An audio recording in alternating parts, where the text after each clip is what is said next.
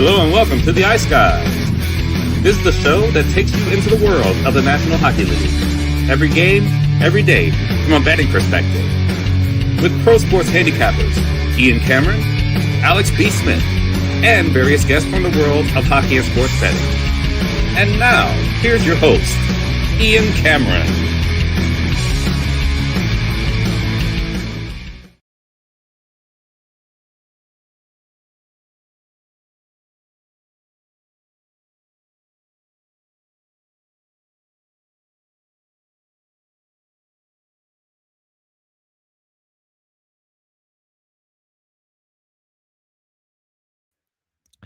Welcome to the Ice Guys, Wednesday, April 25th.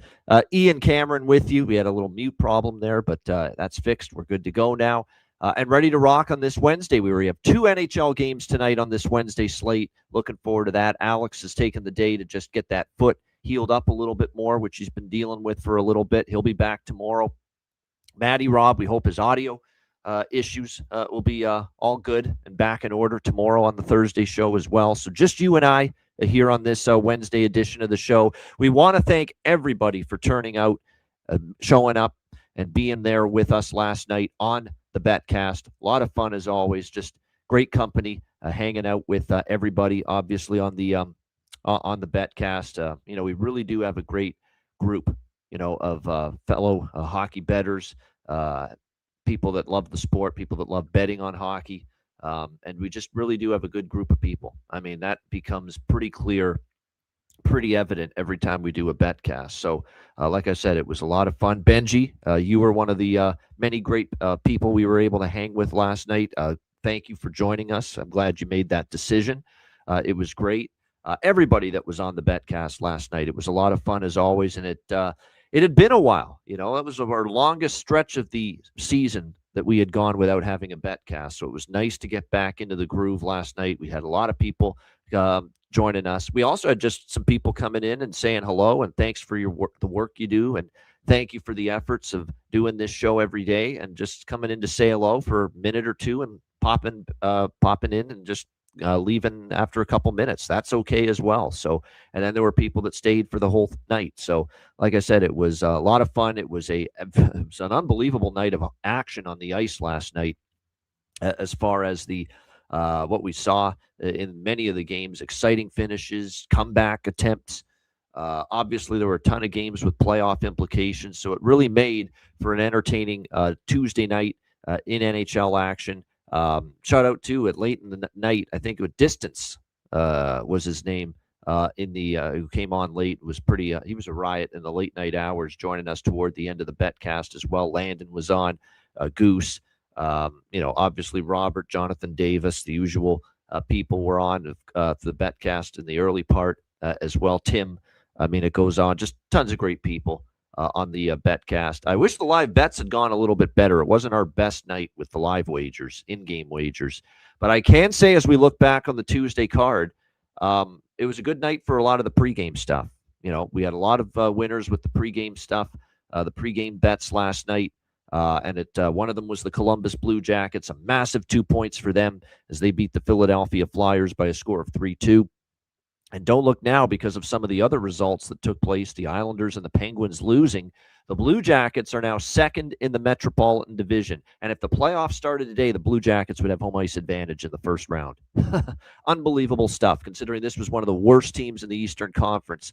Obviously, when Rick Bowness took over, it's been an incredible resurgence for the Blue Jackets. They've done it with better team defense. Goaltending has stepped up. Jet Greaves was very solid last night. A lot of players on the forward group, too, that maybe were underachieving under Dean Evison. They've stepped up. Mason Marchment scored last night. His addition, that trade with Seattle has turned out to be a very good one for Columbus. So a nice 3-2 win for them last night over the Philadelphia Flyers. The most frustrating team for me to bet this year in the NHL struck again, Seattle. Thought it was a great spot, great price. Florida banged up, beaten up, shorthanded, tons of injuries, tons of absences. Big, important game for Seattle to try to hang in the playoff race and get 2 points, but it was not meant to be. And, of course, Seattle did the ultimate tease, down 4-1 in the third period, scoring 3 unanswered to tie the game at 4, only to fall short all over again in the shootout. and lose 5-4 to the Florida Panthers last night. The good news is we did have over 5.5, so at least we got that with the flurry of goals. 7 goals in the third period last night between the Kraken and the Panthers. But while they did get a point, and I guess that's significant that they at least got a point, salvaged 1 point out of a game where they were down 4-1 in the third. It didn't look like they were going to get anything out of it. So that was significant for Seattle. But still, to not get the 2 points in that game last night, pretty disappointing. Montreal, they get a 5-2 win against the Carolina Hurricanes last night. 43-19 the shots in favor of the Canes. It was a great performance from Jakub Dobeš. Not so much for Freddie Anderson, who gives up 4 on just 18 shots. But Montreal opportunistic. Cole Caulfield, Juraj Slafkovsky, Demidov, and Kapanen get the goals, and Jake Evans into the empty net to put it away. And Montreal continues to solidify their standing right now, third in the Atlantic Division, staying ahead of Boston, Detroit, and Ottawa. They got ground. It's not going to be easy, I think, for them to catch either Buffalo or Tampa Bay ahead of them in the Atlantic Division. But, for them, it's about just maintaining your spot, not falling lower than you are. And they are now 2 clear of Boston, 3 clear of Ottawa. Still a lot of work to be done. I don't think they're going to catch Buffalo or Tampa Bay because they're still 5 behind the Lightning, 7 behind the first-place Sabres in the Atlantic Division. Still a big 2 points, though, last night for Montreal. And we get the over in that game. We had Montreal money line and team total over split, so that was great to see. Chicago, 4-3 win against the Islanders. Costly loss for the Islanders, although they rallied late to try to get that game tied, but the comeback attempt fell just short. Congratulations to Anton Frondell, the first-round pick, making his NHL debut last night. He gets his first NHL point, an assist, an apple on the Ilya Mikheyev goal. That's just disappointing for the New York Islanders. You can't fall down 3-1 in the first period like you did. Big Civ Dave came out to play. He was rough in the first period. He ended up getting replaced by Ilya Sorokin. So clearly Patrick Waugh felt a goalie change was needed in that one. But solid win for Chicago. And, Alex is not a big fan, as a Blackhawks fan, of Arvid Soderblom. He is very critical of him. He doesn't feel he's been great. But we do have to acknowledge when he does play well. And I thought he played terrific last night. He faced 47 shots. He made 44 saves. I mean, the Islanders just, especially in the last 2 periods, they outshot the Blackhawks 35-12 in the last 2 periods combined. But you got to give Arvid Soderblom a lot of credit for holding the fort. And that is a very, very disheartening loss for the Islanders, and a bitter disappointment not to get 2 points, and a costly loss considering the Penguins or the Jackets won last night. They had an opportunity with the Penguins losing, and the Islanders miss out on that. And Alex had the only bargain bin special winner on the show yesterday with Simon Holmstrom, who ends up cashing at plus 370 for the one and only bargain bin that we were able to hit yesterday on the show. Minnesota and, what was next? No, Ottawa, Detroit. This is a bad loss for Detroit. We talked about how everything was set up on a silver platter for them. Rest advantage. They've been sitting at home waiting for Ottawa since Saturday when they lost against Boston. And actually, they outplayed Boston. It was the Jeremy Swayman show in that game. Ottawa coming in with 2 defensemen out. No, more than that. 3 defensemen out. 4, you could even say. Jensen, Sanderson, Shabbat, and Thompson. They had to call up Carter Yakimchuk, and to pour salt on the wound for Detroit, you got these call-ups that enter the team on the blue line, and one of them scores in last night for the Senators and Yakimchuk. So just a brutal loss for Detroit, really is. Although, I thought in the third period they did everything they could to tie it, but we're not in the business of moral victories right now.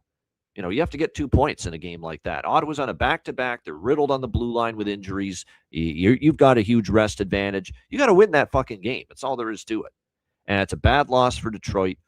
Once again, showing signs of them not meeting the moment, not meeting the pressure of winning these critical games down the stretch in March and April to get in to the Stanley Cup playoffs. And look, there's plenty of time left. 3 weeks left in the regular season. Red Wings still have, 11 games left on their schedule? They're only 1 point behind the Senators for the second wild card. And, of course, Ottawa leapfrogs Detroit with that win last night. And they're only 2 points behind Boston, Detroit. So Detroit's still right there, still right in front of them. But now, obviously, they've lost control of their destiny. They're going to have to win games, and they're going to have to hope the teams above them lose, like an Ottawa, like a Boston. So that's the one thing that's happened here with this little swoon that the Red Wings are on. But there's not really much that you like here. There's not really much that makes you feel, overly confident right now about Detroit, because we've seen this pattern from them in the last couple of years, not being able to deal with not being able to elevate and play their best at the biggest pressure moments of the season.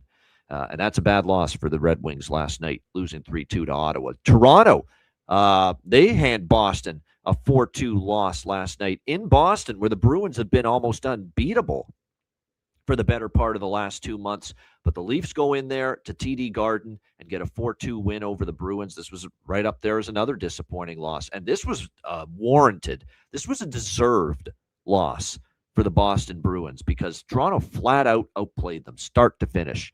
35-20 were the shots in favor of the Leafs last night. Pretty porous effort for a team that's in the position Boston's in. They haven't solidified shit. They haven't, clinched anything yet.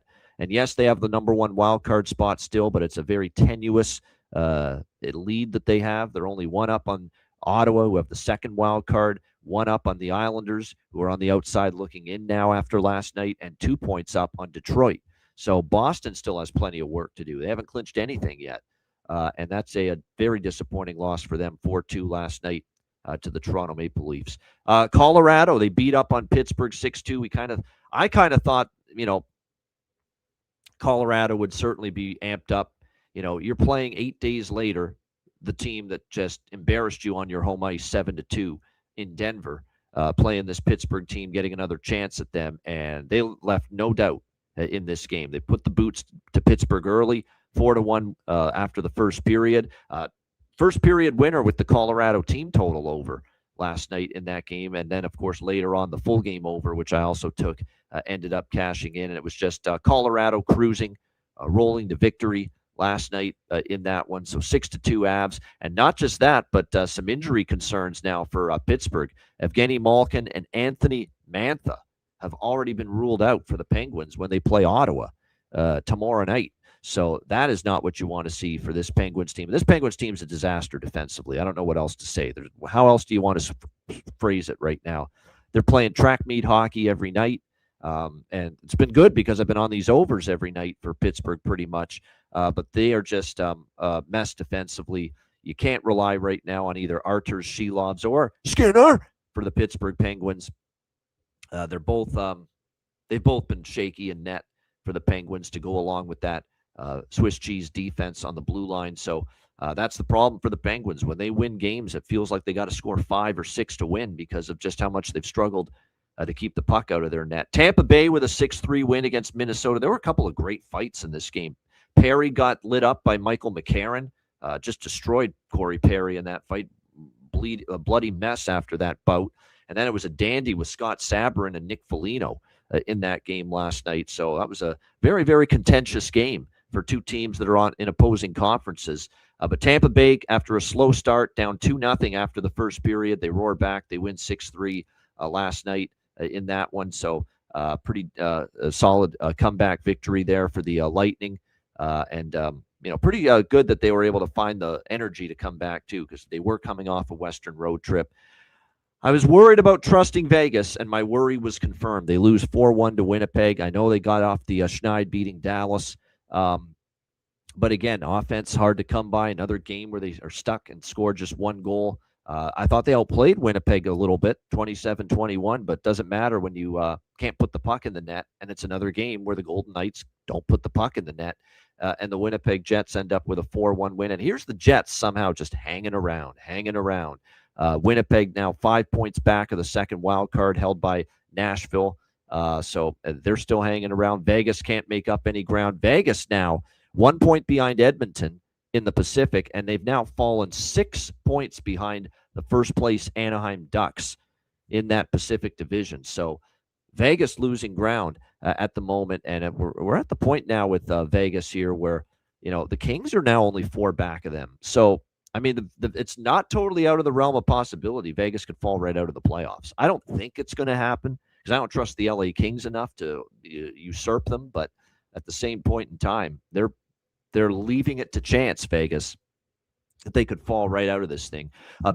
San Jose looks like they're fading.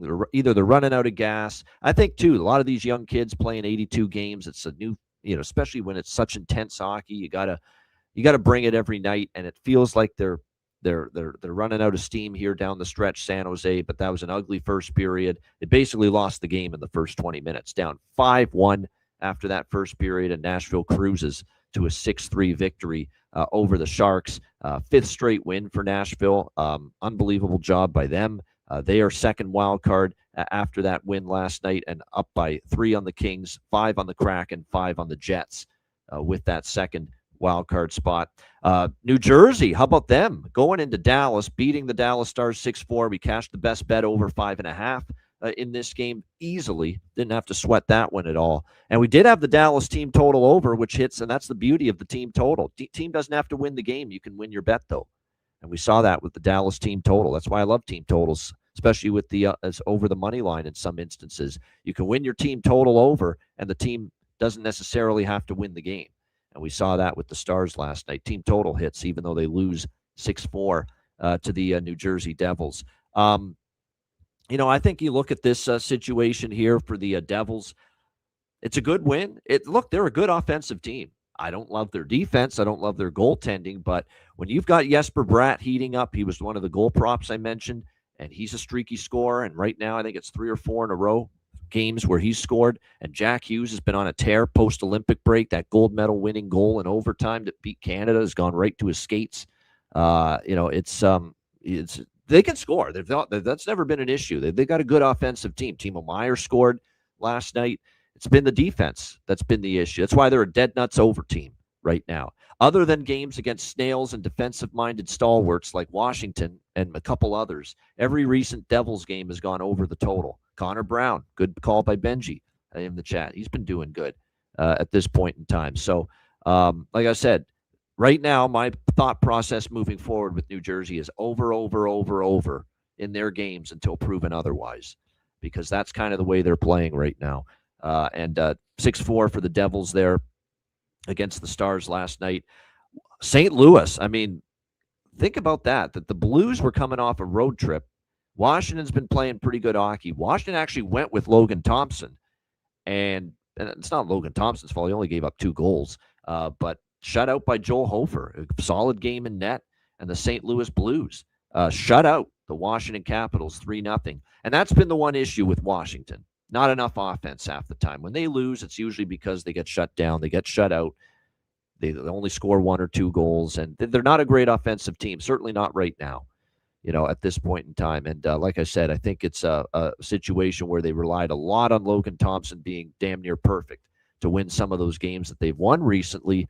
But the offense has still been very, very hard to come by at times for the Capitals, including last night as the St. Louis Blues end up getting a 3-0 victory, and only 21 shots for the Capitals last night. Like I said, they just have had a harder time lately putting the puck in the net, and it certainly showed and was on full display last night in St. Louis. The Calgary Flames, they're now undefeated on their current homestand. St. Louis, Tampa, Florida, and now last night they beat the the LA Kings 3-2 in a shootout. Perfect homestand for the Flames. For a team that's way out of the playoffs, you give them credit. They're stepping up. And last night was different. Against Tampa Bay and Florida, they caught the Lightning and the Panthers in those 2 games in terrible spots, both off playing Edmonton the night before. And I thought Calgary was a good bet in both of those games. And we cashed Calgary bets in both of those games against Florida and against Tampa Bay, noting the fact that they caught the Lightning and Panthers at the end of road trips in tough spots on a back-to-back after playing in Edmonton. Last night was different. LA had a rest advantage, and LA's playing, or should be playing every game like it's Game 7 right now to try to make the playoffs. So that might have even been a more impressive win last night for the Flames as they get the job done 3-2 in a shootout over the Kings. What a cheeky little goal scored by Sharon Govich to win it in the shootout over Darcy Kemper last night as well. So we did cash the draw. The one thing that was tough about last night from a pregame betting standpoint, we won a lot of the totals. We won a lot of the sides. We had Columbus. We had Montreal. We had the over with Carolina, Montreal, the over with Colorado, Pittsburgh, the over with Chicago and the New York Islanders, the over as the best bet with New Jersey, Dallas. But we had 9 draws yesterday, and we only hit one of them. So that's some of the negative about yesterday. But at least we got the one with the Kings and the Flames. And, even though it was 1 draw winner out of the 9 draw bets I made, let's not forget about the fact that Columbus, Philly was right there with the potential to go to overtime. Carolina, Montreal was right there with the potential to go to overtime. Chicago and the New York Islanders was right there with the potential to go to overtime. Ottawa, Detroit was right there with the potential to go to overtime. So there were tons of games yesterday where you get that tying goal and all of a sudden you're winning 2, 3, 4 draw bets instead of just one. And it's a different feel, different outcome. So yeah, like I said, that's what happens sometimes. That's why you still have to keep the draw bets, as I do. You go 0.05 units, which for me is a very, very small bet. For majority of the bets for me are in the quarter to half unit range. We're only going 0.05 with the draw bets. Sometimes not even that, 0.01 for the bigger price draw bets. So keep it small because it's still not easy to hit them on a nightly basis. Edmonton, they beat Utah 5-2. You'd think we should give Tristan Jarry some praise, but he only faced 18 shots. And we were on the Betcast watching this game. They did everything in their power to just protect him at all costs. Make it very, very difficult, make it difficult for Utah to get shooting lanes, get the puck to the net. They played as a conservative shell of a defensive game, as you could ask for from a team that's not used to playing that kind of way. But they figured, Jarry's a hot mess lately. We can't shield it. We can't put him up there against 30 shots, 35 shots. We've got to try to keep the shot volume at a minimum. And that formula worked for Edmonton last night as they got the job done with a 5-2 win against Utah. Not a good night for Vejmelka. He gave up 4 goals on 15 shots. Vanacek replaced him late in the game, and Edmonton with the 5-2 win. We did cash the full game over. We were obviously short with the Utah team total over. And we wrapped up the night with Anaheim, Vancouver. And yes, there was really no rhyme or reason for why or how Anaheim has struggled so much against Vancouver, including 0-2 for the Ducks this season against the Canucks. But finally, they get a victory, Anaheim over Vancouver. And now all is right with the world again. 5-3 victory over Vancouver. We had the Anaheim team total over primarily in this game. And I still liked it, even though they had struggled with Vancouver, and they do get to 5 last night. So Ducks team total over 3.5 is a winner, and a big 2 points for Anaheim. If you're trying to win a Pacific Division like they are, you got to beat the teams you should beat on your schedule. And Anaheim was able to do that last night with the 5-3 victory. It was a great night overall pregame-wise. Definitely a profitable night, even with the disappointment with the draws. But a lot of the pregame stuff was good. Like I said, I was open for a little bit better with the live in-game wagers, but we were close, man. We had a couple teams. We thought Detroit might tie it, and they almost did. But can't complain about the pregame betting results last night in the NHL on the card. It ended up being pretty good when it was all said. Yeah, the Canes were disappointing, no doubt. It was a tough night for them. But Montreal's tough in that building, and especially when they get it going offensively, no doubt. Manny's saying, I had a good night, going to join Patreon for the rest of the playoff push after I get off work. Let's go. Thank you, Manny. Appreciate it. Patreon's where it's at, man. And I just posted on the Patreon page earlier today, we're going to have 4 at least, and we might even have more, but we are absolutely at minimum,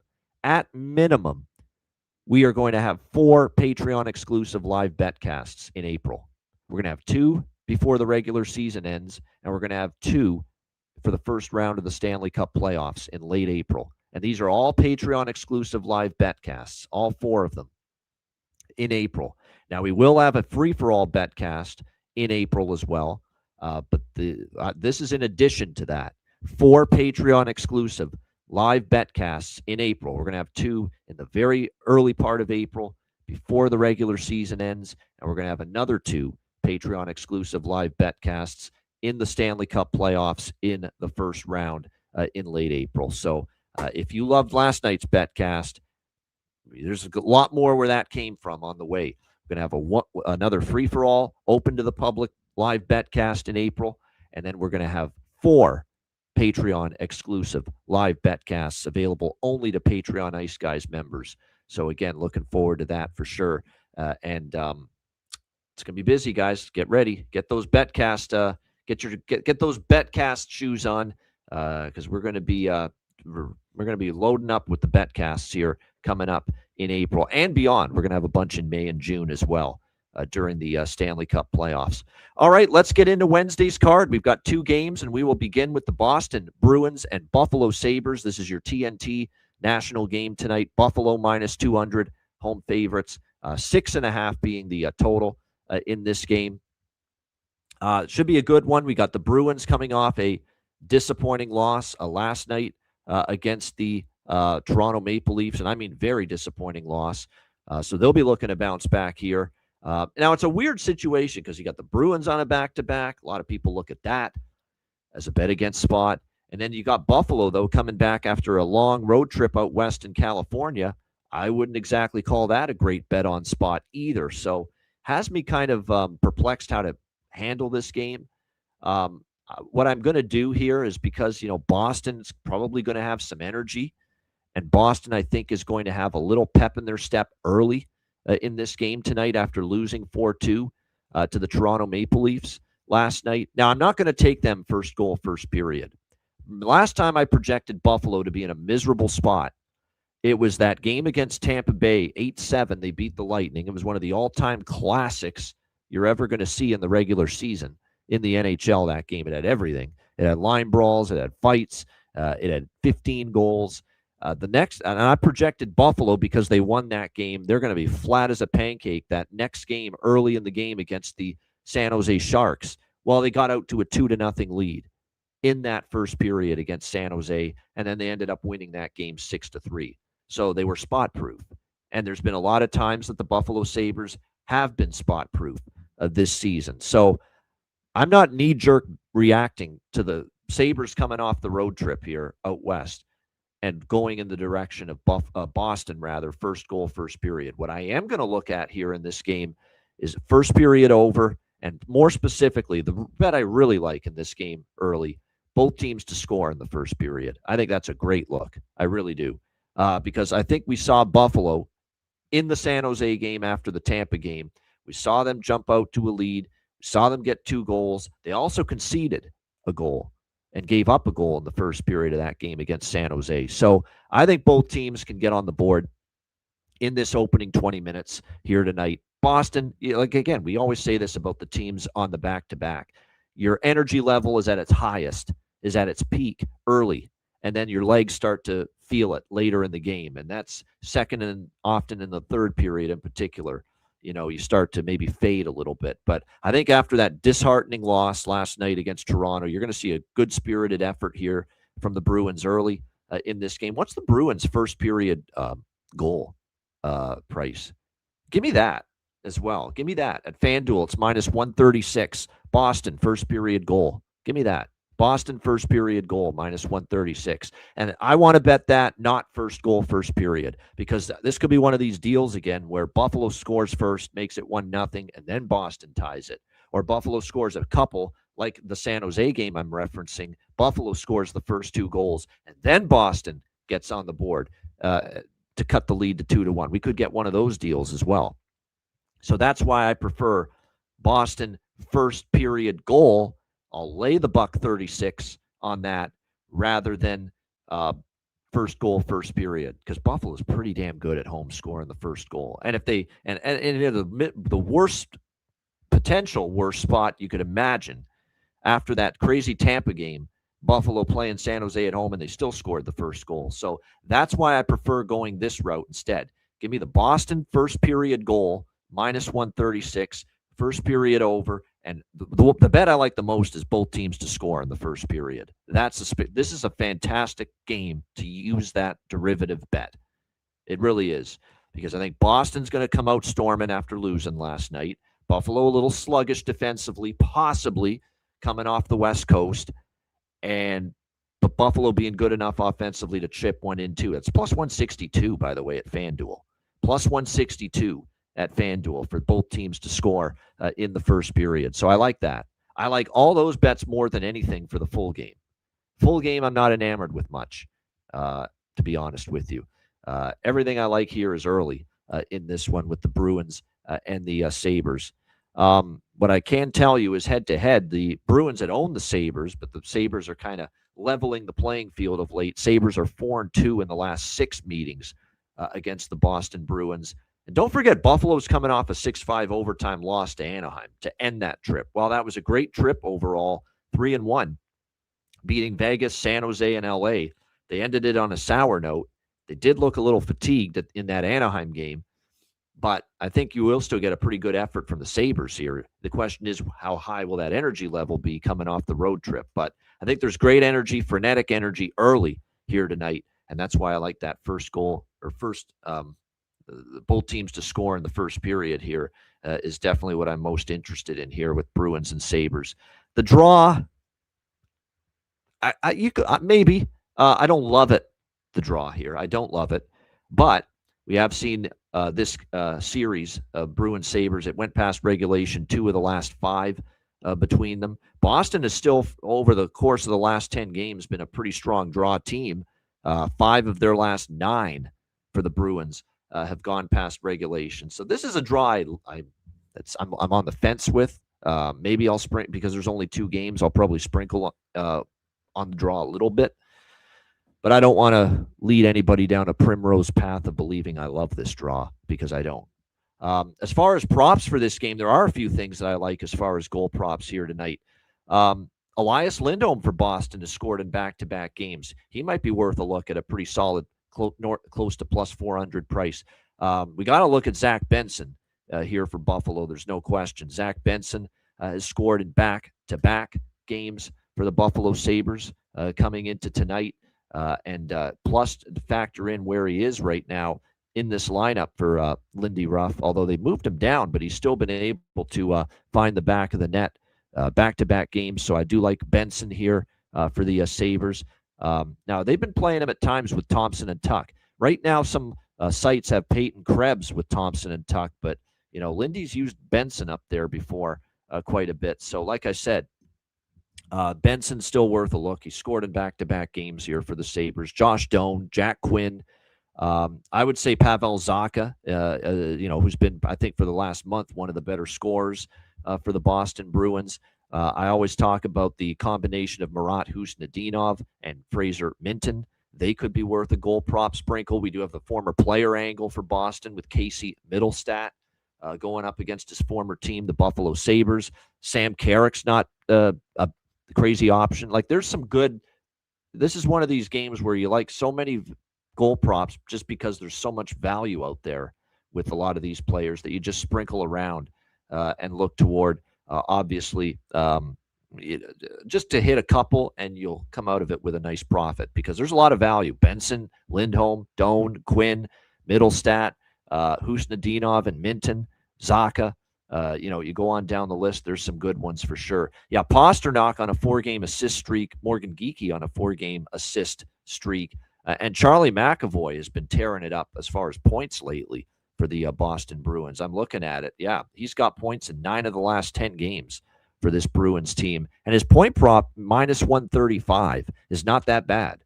Not that bad at all. For a guy that's got a point in 9 of the last 10 for the Bruins on the back end, minus 135, you got some pretty good percentages right now in your favor at this point in time. So Geekie, Dahlin for Buffalo, Lindholm, McAvoy, they've all been piling up points lately for their respective teams, and prices aren't that bad. So there's definitely not a bad prop game here for Bruins and Sabres. All right, next up, as we continue along here, we've got the last game. There's only 2, of course, on this slate, and playing for exercise, as I like to say, the New York Rangers and the Toronto Maple Leafs. Rangers minus 120, road favorites, 6.5 the total here, so shop around depending on which book you're looking at here. Now, the goaltending tonight in this matchup, this is the Leafs on the back-to-back after beating Boston last night 4-2. Now they're back home against the Rangers. I mean, I don't want Toronto.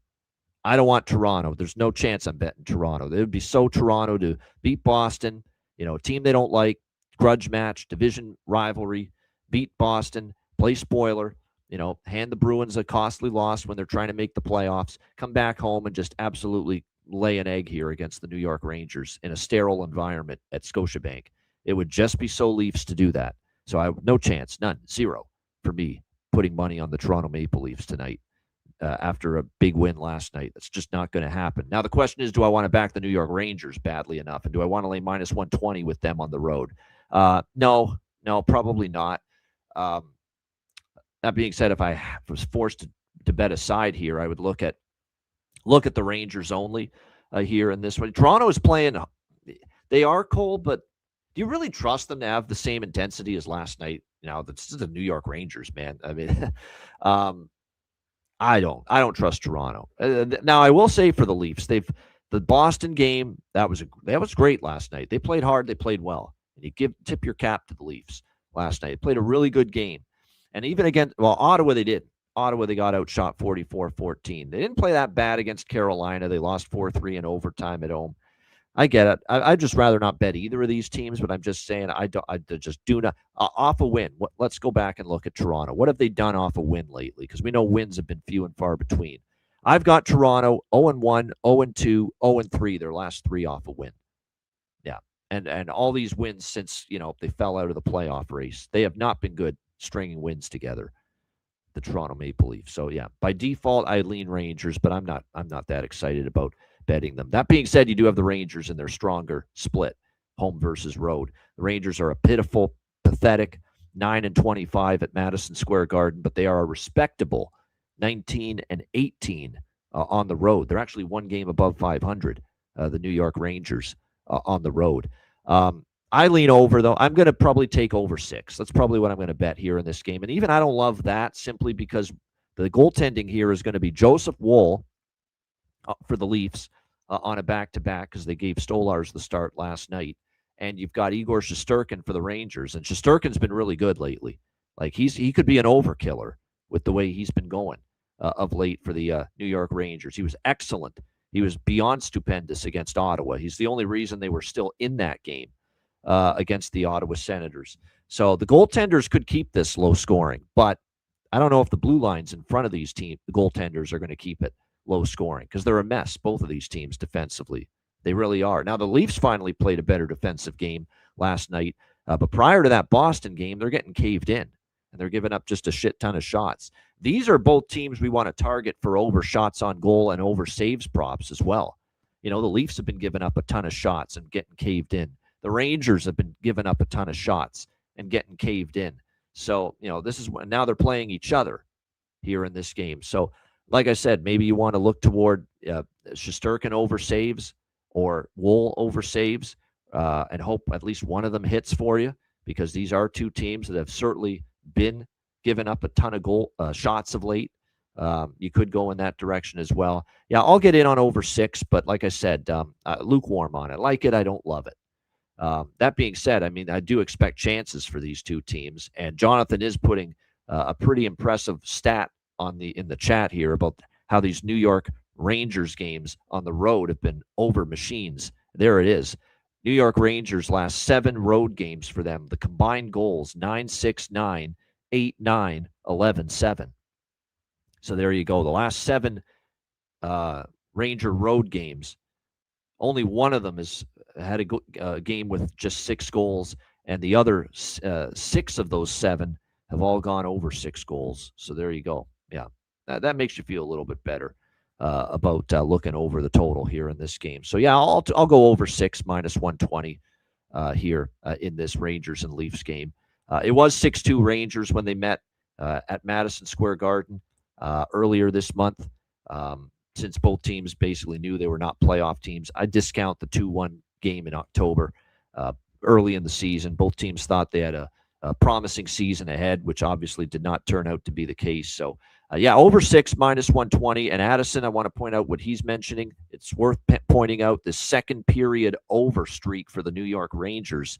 It was 13 in a row, but the last game it came to an end for them Monday night in that game against Ottawa. So still 13-1 streak for the second period over for the New York Rangers. So that is something to point out. So if this game starts, that's why I don't like the first period over. If this game starts slow, Second period over could be worth a look. 13-1 to the second period over for the New York Rangers in their last 14 games. As far as props for me here with the Rangers and the Leafs, Matthew Nyes is, I think, getting a goal. Hungry Nyes, one goal from you, and I can't describe. Matthew Nyes getting a goal last night, and it was a beauty shorthanded goal against the Bruins. Maybe that gets him going a little bit. You could definitely maybe see that go to him a little bit. Lafreniere, to his credit, and I'll say this about Lafreniere. Obviously, he's getting more opportunity post-Artemi Panarin trade. And Lafreniere for the New York Rangers is starting to produce a little bit more. There's no question. By the way, Tavares on a 3-game point streak for the Leafs entering this game tonight. We've got 2-game assist streak for Nylander. But as far as the goal props, Nyes for the Leafs, I'm going to go back to the well with Gabe Perreault for the New York Rangers up on that top line, still with Zibanejad and Lafreniere. I think Connor Sheary, who scored in the last game against Ottawa, could be some value. Ty Cartier, too, playing with, the captain who's not exactly playing and leading like one right now, JT Miller for the New York Rangers at the moment. But those are a couple of props on the Rangers side. But for Toronto, Matthew Nyes, Easton Cowan, I'll still say good value playing with Tavares and Nylander up there on the top line. Those are some of the props to look at least for me here with Leafs and Rangers. Michelli has 3 goals in 7 games against Igor Shesterkin. He's cooled off lately. That's why I was initially not looking at Michelli to score tonight, but he does have good numbers against Igor. So 3 and 7 against Igor Shesterkin for Matias Michelli. So this might be the night maybe to give Matias Michelli a roll at over plus 400. All right, great stuff. Short show. Shout out to everyone in the chat at the like button. We appreciate it very much. And like I said, big card on Thursday, and we'll have Alex and Matty Robb in the house for that. WizardSportsPicks.com. Make sure you check it out. Number 1 in the NHL and college basketball this season at the website. It's been a profitable NBA season. We've still got lots of NCAA tournament to come, Sweet 16 this week. NHL, NBA on a daily basis. MLB opening day. Well, there is 1 game tonight and a full card of MLB for opening day tomorrow. MLB starting, and I do handicap that, so make sure you check it out. WizardSportsPicks.com. And, of course, Patreon.com/Ice Guys, just $10 per month. Goalie charts, totals charts, daily betting cards, sides, totals, player props posted each and every day on the Patreon page. Get on board, and it's still available until the end of March for the Dub Club All Sports service that I've been running for years now. I mean, how many subscribers have I had not currently, but at one point or another, I have had upwards of 500 people subscribe to the Dub Club service, All Sports. And there's a reason for that. Long term, it's going to be profitable. I don't want to say I guarantee it because nothing's guaranteed, but with the work I put in, the hours I spend doing this every single day, I'm confident in being profitable long term. And the results have shown that in multiple sports. It's not by accident that, I'm number 1 in NFL on Wizard or number 1 in college basketball on Wizard. An unbelievable amount of hours I pour into this on a daily basis. And if you're a Dub Club member, you're being rewarded for these efforts right now. So again, on the Patreon page, the $50 off All Sports 1-month subscription discount for Dub Club is still there. And this is an offer that is only available to Patreon Ice Guys members. So that is still available. So make sure you check that out. That is on the Patreon page as well. Again, your membership to Patreon goes a long way to supporting the show and keeping it going long term. And as I mentioned earlier in the show, 4 Patreon exclusive live betcasts are coming your way in the month of April. 2 late in the regular season and another 2 in the Stanley Cup playoffs first round. So make sure you check it out. $10 per month. Get on board. Patreon.com/Ice Guys. And last but not least, the Ice Guys store. Get your gear and your merch over at the Ice Guys store. The weather's warming up. Good time to get involved and get some Ice Guys merchandise and gear for the summer months. iceguys.myspreadshop.com. All right, bargain bin special of the night and best bets coming up right after we hear from our great Ice Guys sponsors.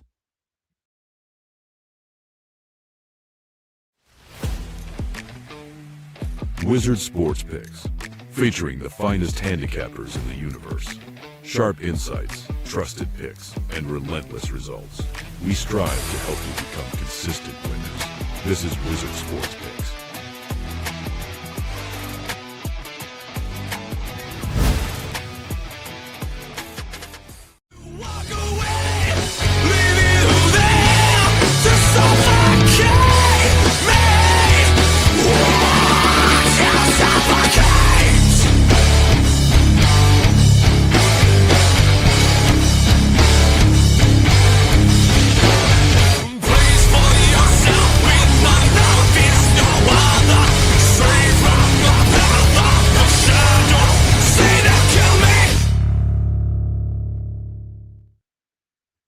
All right, it is time for Bargain Bin Special of the night on this Wednesday NHL slate. Alex B. Smith delivering for us the one and only Bargain Bin Special winner last night with Simon Holmstrom of the New York Islanders at plus 370. We'll see how we can add to it here tonight with Bargain Bin Special. I have just one Bargain Bin Special tonight. It's only 2 games. There's only one that I really liked as far as Bargain Bin Special worthy, and it's going to be Zach Benson for the Buffalo Sabres. It's a great price.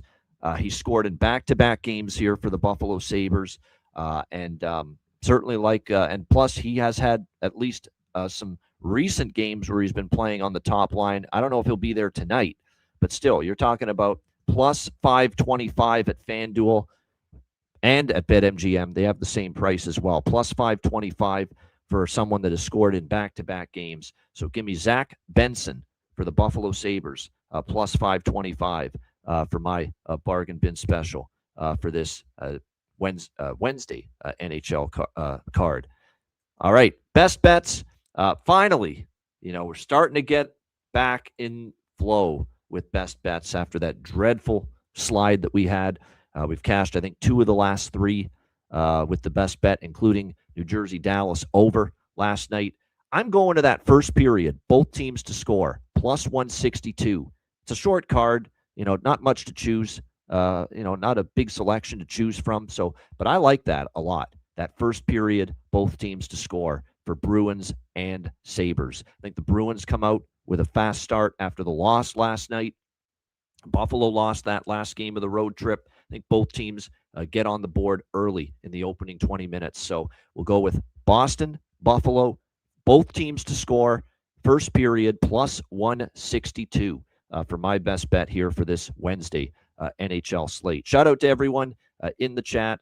Hit the like button on the way out. We appreciate it very much. And again, we are back tomorrow and looking forward to a massive Thursday NHL card. We should have Alex B. Smith back in the house, and we should have, obviously, Matty Robb. Hopefully the audio issues will be corrected and fixed for tomorrow, and we'll get him back in the rotation for his usual Thursday spot as well. And very important, again, to point out, we're ramping up the Betcast coverage in the month of April. One more time, just want to reiterate that. We're going to have a free-for-all Betcast in April.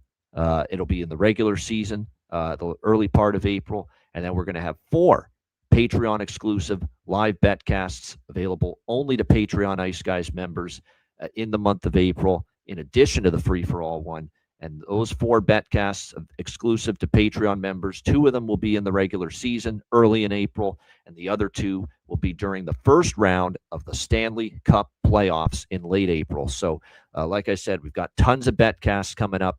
Make sure you get on board. And again, too, the $50 off discount for the Dub Club subscription, all sports subscription with me. It's still on till the end of the month. We had a winning plus units night in every sport last night. NHL, NBA, plus the NIT tournament in college basketball. So again, that's available exclusively to Patreon Ice Guys members as well. A reminder, the Ice Guys is live 7 days a week, Monday to Friday, 2 p.m. Eastern, Saturday, Sunday, noon Eastern. If you can't watch the show live, download the Ice Guys podcast in audio form on all major podcast platforms, Google Podcasts, Apple Podcasts, Spotify, Stitcher, iHeartRadio, Amazon Music, and more. Download the Ice Guys podcast when you can't watch the show live. I'm Ian Cameron. Have a great Wednesday night. Enjoy the games and good luck, and we'll be back tomorrow on Thursday, 2 p.m. Eastern, for another edition of the Ice Guys.